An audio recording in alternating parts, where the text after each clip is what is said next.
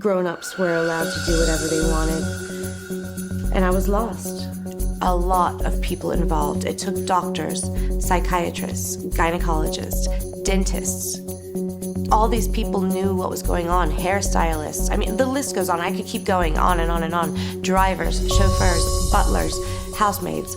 It took all of these people turning a blind eye, which they weren't blind to, because we were right there blatantly in front of them. They knew exactly what was going on. Everyone's turned a blind eye in the place where I was supposed to be protected, in my country where I was supposed to be protected. Knew the terrifying truth of what actually happened inside Epstein's plane, the Lolita Express.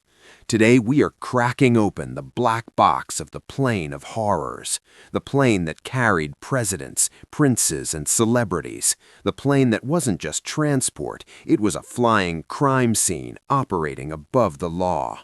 The girl you will see today isn't just telling her story. This testimony comes straight from the horrific Epstein leaks.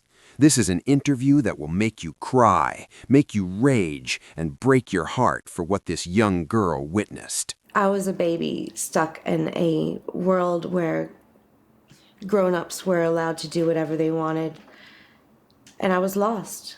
It's such a shiny, glossy world, that one, full of celebrities and wealth. But beneath, it's nothing like that, it seems. Money should not be able to buy you the power to get away with hurting people. And it's not normal. I don't care how rich you are. You have the privilege of being wealthy. Great, fantastic. Do something great about it. Do something good with your money. I mean, how evil do people have to be to just let that happen? I don't understand it. You know, Epstein's wealth was so vast. You know, the fact that he had this fleet of planes. We've heard a lot about the Lolita Express. Mm-hmm. What happened on the Lolita Express?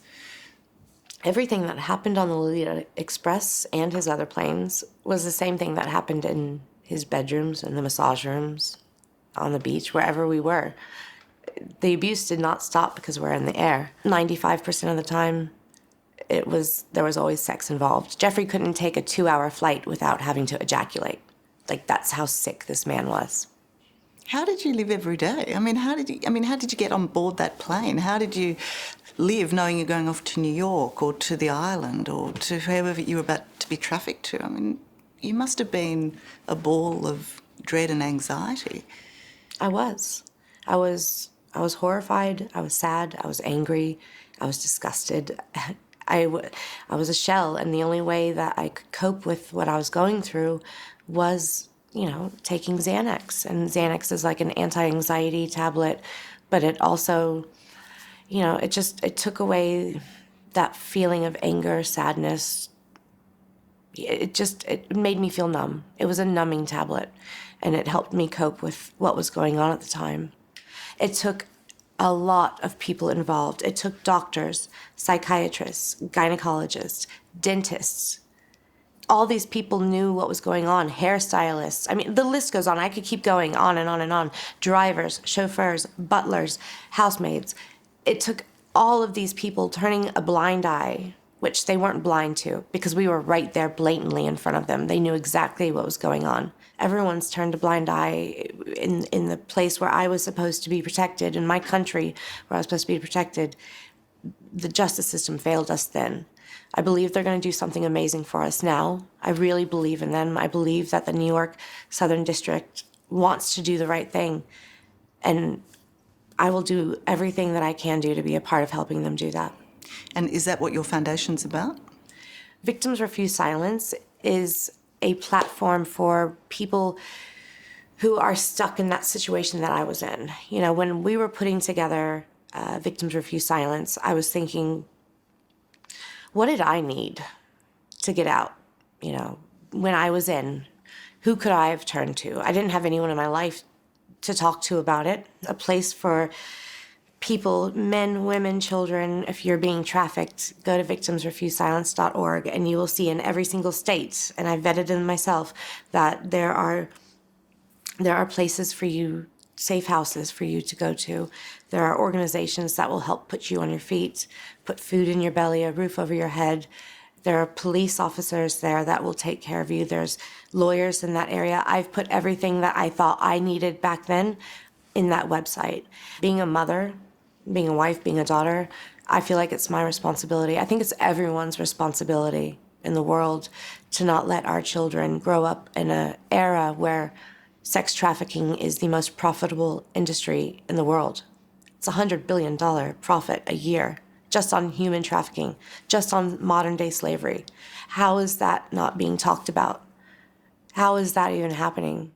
Picture this with me. You're a captain, a professional pilot. You see underage girls boarding your plane, crying, or drugged out of their minds, and you see exactly what's happening in the back cabin.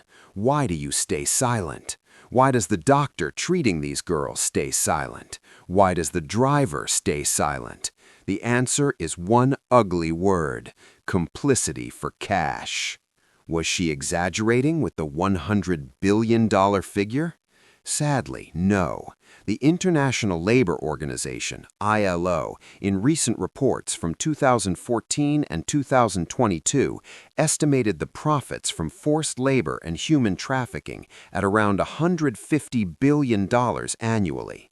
This means this trade generates more money than giant tech companies like Google or Microsoft in some years. Virginia wasn't exaggerating. She was describing the shadow economy that runs the world. Question: who are they she's talking about? When she said doctors and lawyers, she means the network protecting the ultra-rich. Remember in 2008, Epstein got a laughable legal deal, a total slap on the wrist, because the prosecutor was literally told that Epstein was above his pay grade. This is exactly what she means by the system failed us. The question isn't what did Epstein do? The real question is how many people sold their souls to keep Epstein free all those years? As Martin Luther King Jr. suggested, people are only enslaved if they participate in their own oppression through their silence. Don't be like the pilot. Don't close the cabin door. Peace.